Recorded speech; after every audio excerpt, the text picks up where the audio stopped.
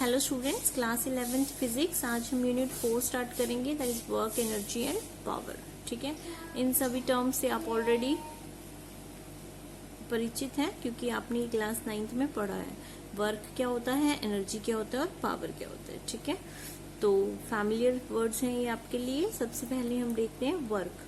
Work is said to be done when a force displaces a body in its line of application. क्या कह रहा है कि work कब कहा जाता है, कि वर्क माना जाता है कि हुआ है जब किसी बॉडी के ऊपर क्या लगेगा, फोर्स लगेगा। ठीक है, और वो क्या कर जाएगी, डिस्प्लेस कर जाएगी, और जिस डायरेक्शन में वो डिस्प्लेस करेगी उसी डायरेक्शन में क्या होगा, फोर्स एप्लीकेशन होगा। ठीक है, जिस डायरेक्शन में आपने फोर्स अप्लाई किया है उसी डायरेक्शन के अंदर क्या हुआ है, डिस्प्लेसमेंट हुआ है बॉडी का, तो हम कहेंगे कि उसने क्या किया है, वर्क किया है। ठीक है, तो वर्क का फॉर्मूला क्या होता है, force into displacement. So work क्या है, एक स्केलर क्वांटिटी है जो डायरेक्शन पे डिपेंड नहीं करती है। ठीक है, तो इसको हम इस तरह से भी लिख सकते हैं। अगर हम डॉट प्रोडक्ट की बात करें तो W यहाँ पे वर्क डन है, work done is equals to F dot S, तो हम इसको डॉट प्रोडक्ट में लिखते हैं। डॉट का मतलब जब हम इसको ओपन करेंगे तो क्या लिखेंगे, F का मैग्नीट्यूड, S का मैग्नीट्यूड, cos थीटा। ये हम वेक्टर में डिस्कस कर चुके हैं डॉट प्रोडक्ट के बारे में। ठीक है, तो इन दोनों के बीच में एंगल कितना बन रहा है, थीटा बन रहा है F और S के बीच में। ठीक है, तो this is theta is the angle between the force and displacement. उन दोनों के बीच में जितना एंगल होगा वो लिखा जाएगा यहाँ पे। तो वर्क डन का फॉर्मूला क्या बन जाएगा, FS cos थीटा।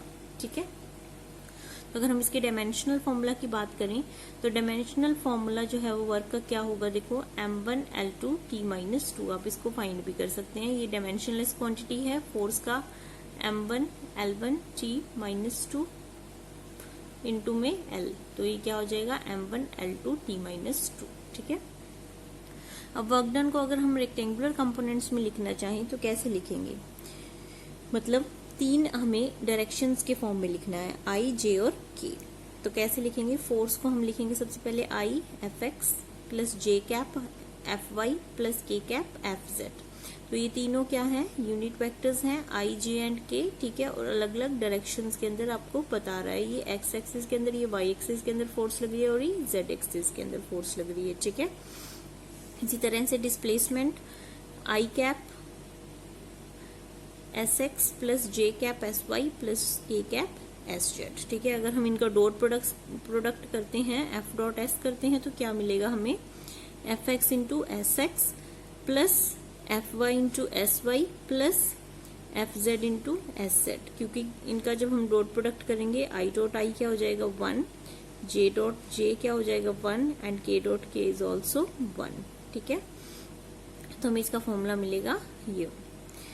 आगे देखो, the units of work are of two types. ठीक है, अगर हम इसकी यूनिट की बात करें तो ये दो तरह की होंगी, absolute unit and gravitational unit. ठीक है, एब्सोल्यूट यूनिट कौन सी होती है, जूल। ठीक है, जूल जो होती है वो क्या होती है, इसकी एब्सोल्यूट यूनिट होती है। Work done is said to be 1 joule when a force of 1 newton actually moves a body through a distance of 1 metre in the direction of force. ये कह रहा है कि वर्क डन कब कहा जाएगा कि 1 जूल के इक्वल है, कब होगा वो, जब हम फोर्स लगाएंगे 1 न्यूटन। ठीक है, और कोई बॉडी है वो कितना डिस्टेंस कवर कर रही है, 1 मीटर डिस्टेंस कवर कर रही है। डिस्प्लेसमेंट कितनी है उसके अंदर, कितना डिस्प्लेस हुई वो बॉडी जब हमने 1 न्यूटन फोर्स लगाया, that is 1 metre in the direction of force. जिस डायरेक्शन में हम फोर्स अप्लाई कर रहे हैं उसी डायरेक्शन के अंदर क्या हो रही है, उसकी डिस्प्लेसमेंट हो रही है। तो 1 जूल कब होगा, जब 1 न्यूटन फोर्स लगेगी और 1 मीटर उसने डिस्टेंस कवर किया होगा। तो इसका मतलब दोनों की डायरेक्शन अगर सेम है तो इनके अंदर एंगल क्या बनेगा, 0 डिग्री। कोई भी एंगल नहीं है, पैरेलल है एक दूसरे के। So 1 joule is equals to 1 newton into 1 metre into cos 0। cos 0 की वैल्यू हो जाएगी 1, तो 1 जूल किसके इक्वल आ गया, 1 न्यूटन मीटर की। ठीक है, तो इसके एक और एब्सोल्यूट यूनिट होंगे, दैट इज अर्ग।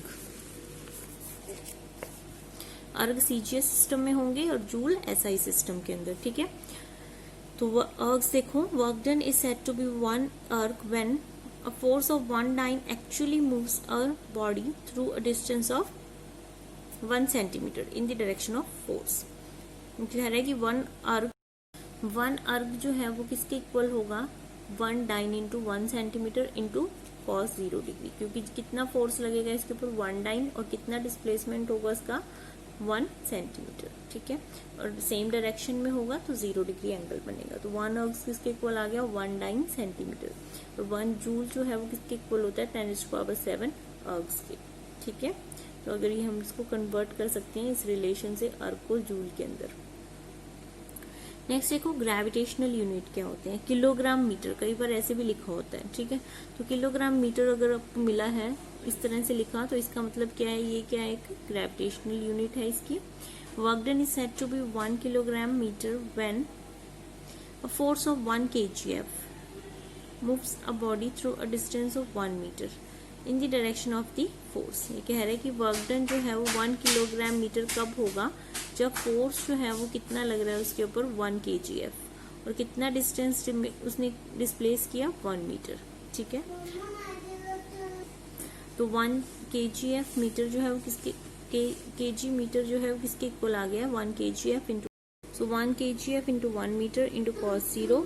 तो 1 kg मीटर जो है वो किसके इक्वल आ गया 1 kgf इंटू 1 मीटर इंटू 1। तो 1 kgf जो है अगर हम इसको न्यूटन में कन्वर्ट करेंगे तो किसके इक्वल होगा 9.8 न्यूटन, ठीक है। तो 1 kgf अगर आपको कहीं पे मिलेगा, अगर आपको न्यूटन में कन्वर्ट करना है तो आप उसको लिख सकते हैं 9.8 न्यूटन, ठीक है, न्यूमेरिकल्स में। तो 1 kg मीटर किसके इक्वल आ गया 9.8 newton metre and 1 newton metre is equals to joule, ठीक है। तो ये आ गया इसके बीच में रिलेशन। नेक्स्ट देखो ग्राम सेंटीमीटर, ग्राम सेंटीमीटर क्या होगा, देखो work done is said to be 1 gram centimetre when a force of 1 gram 1 gf moves a body through a distance of 1 centimetre in the direction of force. 1 gram centimetre is equals to 1 gf into 1 centimetre into cos 0 degree. तो यहाँ से ये आ जाएगा 1 gf into 1 centimetre into 1 and 1 gf को dyne में convert करेंगे तो 980 हो जाएगा, ठीक है। 1 gf is equals to 980 dyne. तो यहाँ से इसके बीच में रिलेशन आ गया हमारे पास 980 dyne centimetre and that is equals to 980 ergs. तो यहाँ तक आज अपनी कॉपीज में आप नोट कर लेना, कल हम नेक्स्ट पढ़ेंगे आगे। Thank you.